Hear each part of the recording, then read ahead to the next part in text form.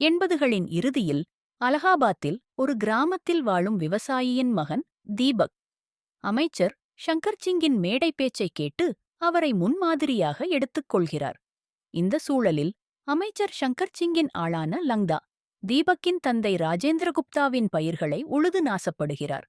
அதை தடுக்கும் முயற்சியில் லங்தா சாதாரண விவசாயியான ராஜேந்திரகுப்தாவின் மீது டிராக்டரை ஏற்றி கொல்ல முயற்சிக்கிறார்.